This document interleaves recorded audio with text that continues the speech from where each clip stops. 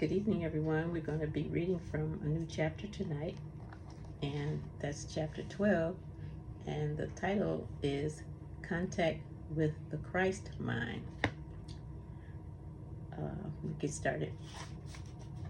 We may take it for granted on the basis of many scripture passages that all of us who accept God as an associate in life are consciously in intimate contact with the Holy Spirit.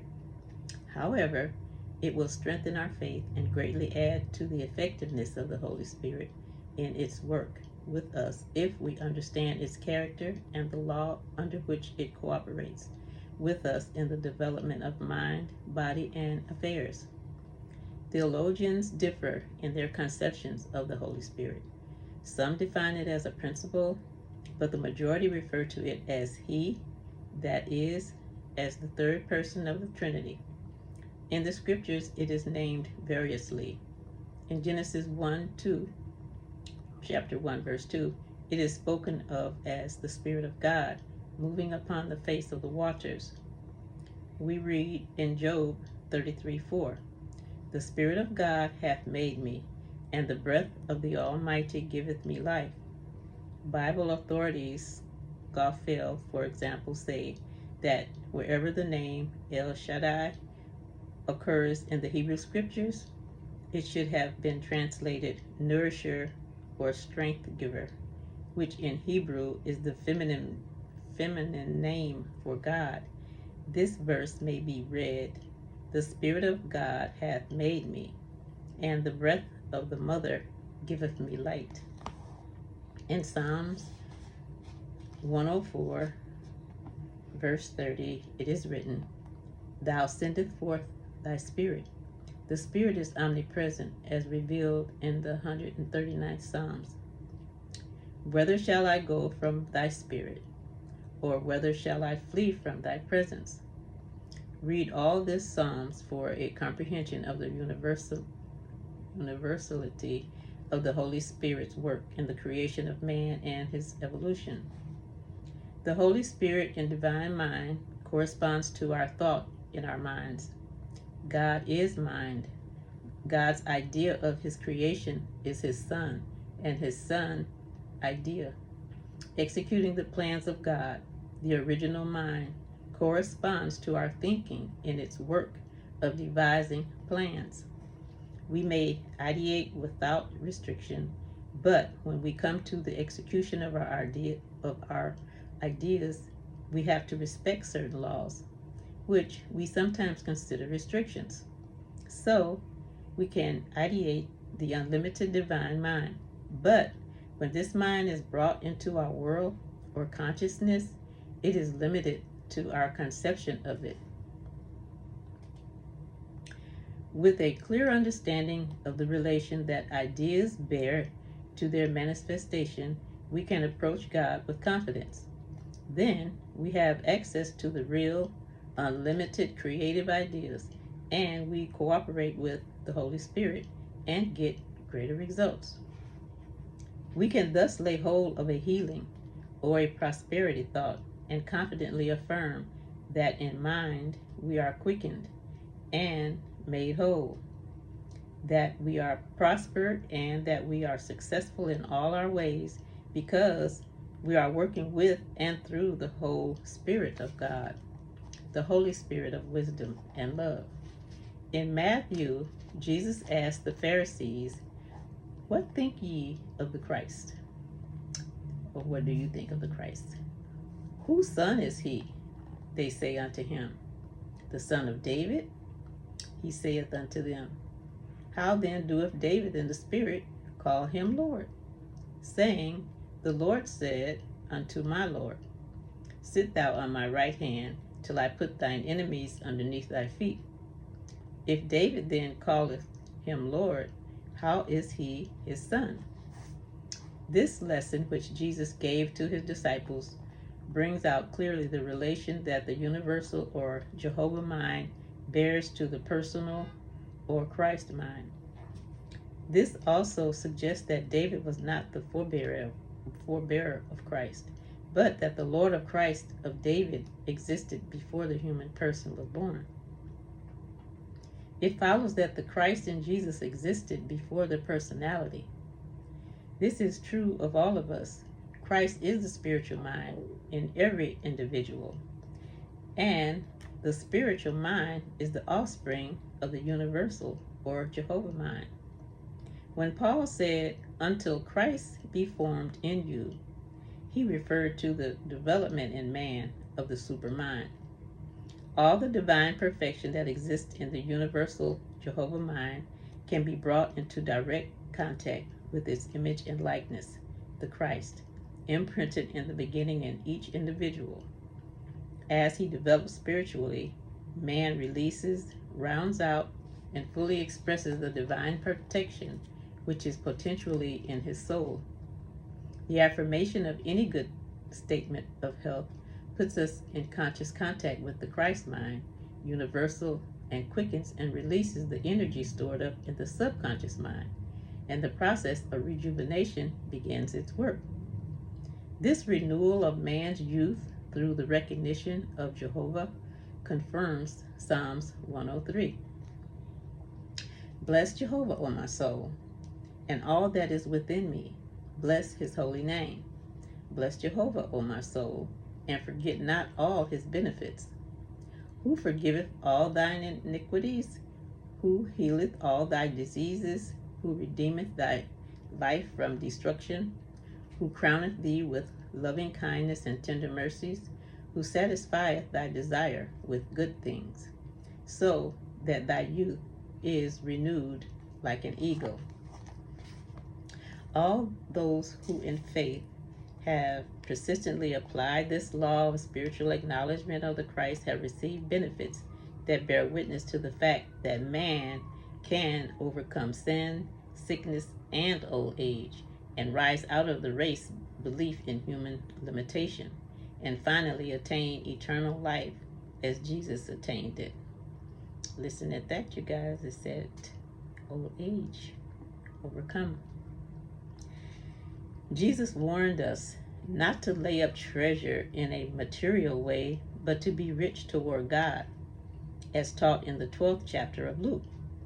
Jesus was rich toward God in that he knew how to release the creative substance implanted in him from the beginning. This same substance is within every one of us. When released, it makes contact with the universal substance, and invisible currents of supply begin to carry their riches to us. It is not necessary that we understand scientifically all the activities of the pent-up substance in our minds, although we shall eventually understand every step of the way. A simple word of blessing poured out upon that which we have, or that which we can conceive as possible for us as sons of the all-providing God, will at least begin to release the superabundance of spirit substance, and we shall have an inner confidence and faith in the providence of our Father. Jesus warned us not to be anxious about temporal needs, but to pray, believing, and to bless and give thanks. Then, right in the face of seeming insufficiency, we should be enabled to demonstrate plenty. Jesus illustrated this when he showed how giving thanks in a devout consciousness for this inner substance would multiply the apparently insignificant resources, the 5 loaves and 2 fishes, until they became sufficient to meet the hunger of more than 5,000 persons. A textbook on the redemption or reconstruction of man should cover every phase of human character. Human egotism should be repressed, man's spiritual identity exalted. Remedies for the greatest evils of humanity should be given plenty, and the lesser evils minimized. Our scriptures, plus the guidance of the Spirit of Truth, recommend by Jesus, form such a textbook for Christians. In this combination is found instruction fitted to the needs of the multitude. The timid and fearful read, "Have not I commanded thee? Be strong and of good courage. Be not afraid or affrighted. Neither be thou dismayed, for Jehovah thy God is with thee, whithersoever thou goest. How an inflated personal ego ushers and finally destroys the spirituality of the one once was anointed king of Israel is illustrated in the life of Saul. The stimulation of the spiritual ego is forcefully taught and demonstrated by prophets and great religious leaders. It is written in the Psalms, I said, ye are gods, you are gods, and all of you are sons of the Most High. Jesus reiterated this and was denounced by the Pharisees because he declared, I and the Father are one. Christian metaphysicians have discovered that man can greatly accelerate the growth in himself of the Christ mind by using affirmations that identify him with the Christ. These affirmations often are so far beyond the present attainment of the novice as to seem ridiculous, but when it is understood that the statements are grouped about an ideal to be attained, they seem fair and reasonable. The spiritual man is clothed by the aspirations, the thoughts, and the acts of the natural or physical man. It is here in this realm of so-called matter that character is formed. By faith, prayer, meditation, and inward resolutions, man identifies himself with the spiritual man and forms in both mind and body the things affirmed. There was no visible evidence of Jesus' unity with the Father when he affirmed, I and the Father are one. His disciples said, Lord, show us the Father, and it sufficeth us. So we find that we must be true to our ideas and clothe them with an assumption of their tangibility even before they have appeared. We must pray, believing that we have received and we shall receive. States of mind established in the consciousness gather to themselves vitamins, cells, nerves, muscles, the flesh itself. To see oneself in mind, spiritually courageous, strong, and healthy will instill health in the primal elements of the organism, which in due season will work to the surface in a perfect body. We must all learn to look to the mental man for causes. For example, no one but a metaphysician knows the origin of disease or disease germs. Now we call it dis-ease because of an uneasiness in the body.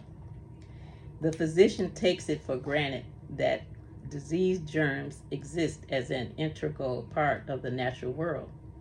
The metaphysician sees disease germs as the manifestation resulted of anger, revenge, jealousy, fear, impurity, and many other mind activities.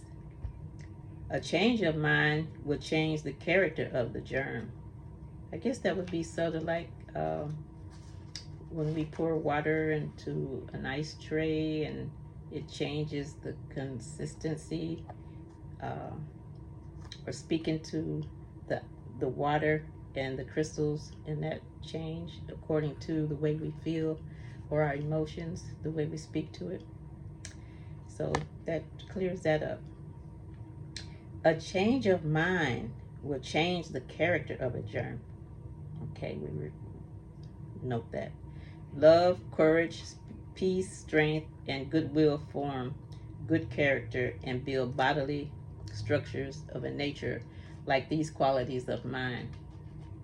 The same general law is carried out in everything with which man has to do.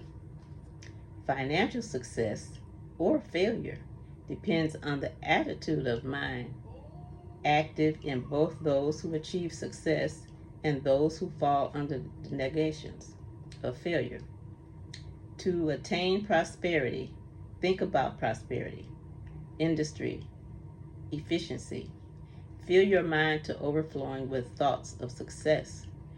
Realize that the fullness of all good belongs to you by divine right.